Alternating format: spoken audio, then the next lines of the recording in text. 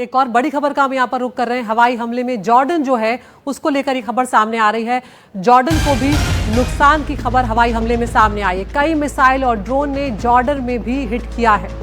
हवाई हमलों में जॉर्डन के 2 लोगों की जान जाने की खबर सामने आई है और अब जॉर्डन ने अपना एयर स्पेस जो है वो बंद कर दिया है। तो इजराइल और ईरान की जो जंग चल रही है और उसमें जॉर्डन को भी नुकसान की खबर सामने आई है। कई मिसाइल और ड्रोन जो हैं वो जॉर्डन में हिट हुए और जॉर्डन में 2 लोगों की मौत की खबर आई। एक और बड़ी खबर आ रही है सामने। तेहरान में हमले पर इजरायली सेना का बयान सामने आया है। पहली बार इजरायली सीमा से 1500 किलोमीटर दूर हमला किया है।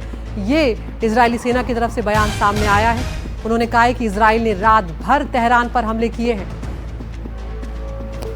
तो यहाँ पर ये युद्ध जो है लगातार बढ़ता हुआ ही नजर आ रहा है और अब इजराइल की सेना ये दावा कर रही है कि पहली बार इजरायली सीमा से 1500 किलोमीटर अंदर जाकर ये हमला किया गया है। कहां कहां पर हमले हुए हैं ये आपको यहां पर हम बताते चल रहे हैं। इजराइल ने जो हमला किया है, किस तरह से ईरान के किन किन ठिकानों को निशाना बनाया है, वो यहाँ पर हम आपको बता रहे हैं कि कहां कहां पर ये हमले किए गए। तो इजराइल का ये जो हमला है इसमें तेहरान जो है उसको निशाना बनाया गया है। तो ये तेहरान है जहां पर सैन्य ठिकाने और सेना का मुख्यालय, उसे इजराइल के मिसाइलों ने निशाना बनाया है।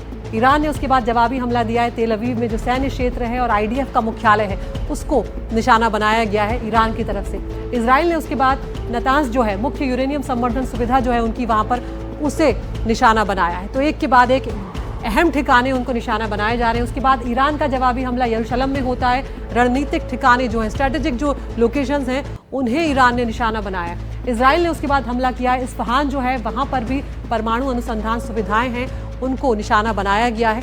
और उसके अलावा जब ईरान ने जवाबी हमला किया है तो जो रिहायशी इलाका है, रमाद का जो आवासीय क्षेत्र है, उसको ईरान की तरफ से निशाना बनाया गया है। तो इस तरह से इजराइल ने जब हमला किया है, अगला हमला फोर्डो भूमिगत परमाणु संवर्धन सुविधा जो है वो किया गया। तो ईरान पर जो हमले इजराइल की तरफ से किए गए हैं, ज़्यादातर जो उनके परमाणु सुविधाएं हैं उनको इजराइल ने निशाना बनाया है। तो इस तरह से एक दूसरे के सैन्य ठिकाने जो स्ट्रेटेजिक लोकेशंस हैं उनको ये दोनों देश उन पर हमले करते हुए नजर आ रहे हैं। ईरान से इजराइल की दूरी यहाँ पर हम आपको बता दें 2315 किलोमीटर की दूरी है। अपने आप में बहुत बड़ी दूरी है। और अभी जिस तरह से हमने आपको खबर भी दिखाई कि जो इजराइल ने दावा किया है कि पहली बार 1500 किलोमीटर अंदर जाकर हमला किया है। तो यहाँ पर आप देख सकते हैं कि किस तरह से तेहरान की तरफ से यरूशलेम जो है उसे निशाना बनाया गया। दूरी 2315 किलोमीटर ईरान से इजराइल की दूरी हम आपको यहाँ पर ये दिखा रहे हैं। और इजराइल से जो हमला किया गया है इजराइल की तरफ से, तो ईरान के जो परमाणु ठिकाने हैं उनके आसपास बहुत सारे ड्रोन और मिसाइलें यहाँ पर उनकी तरफ से गिराई गई हैं। इससे अंदाज़ा हम लगा पा रहे हैं कि किस तरह से आधुनिक सिस्टम का यहाँ पर इस्तेमाल जो है वो इजराइल करता हुआ नजर आ रहा है ईरान के खिलाफ। और ईरान भी कहीं पीछे नहीं हट रहा है, जबकि उनका आयरन डोम जो है वो भी कुछ जगहों पर फेल हुआ है इजराइल में। तो यहाँ पर जॉर्डन, सीरिया और लेबनान जो है ये सब यहाँ पर प्रभावित नजर आए हैं इस पूरे हमले को लेकर। मेहमान हमारे साथ यहाँ पर बने हुए हैं।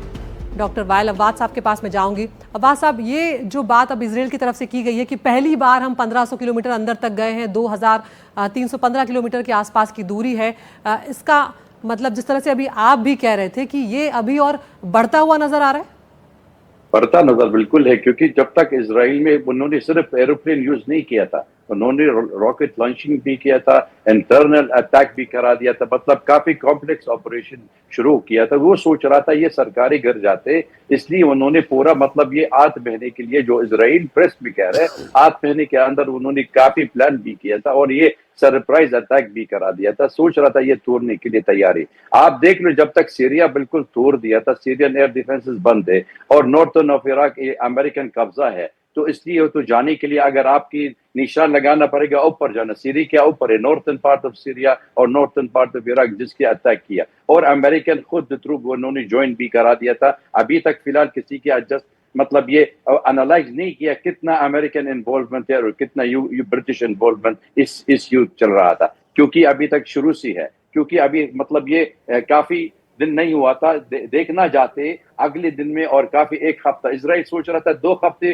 खत्म करना चाहिए, अमेरिका खुद कह रहे 1 हफ्ता खत्म करना चाहिए, लेकिन हम ये देखना चाहते 1 महीने का 2 महीने के अंदर रुकते भी नहीं, जब तक international community, UN security council कोई रेजोल्यूशन नहीं करना चाहिए, ये रुकनी चाहिए।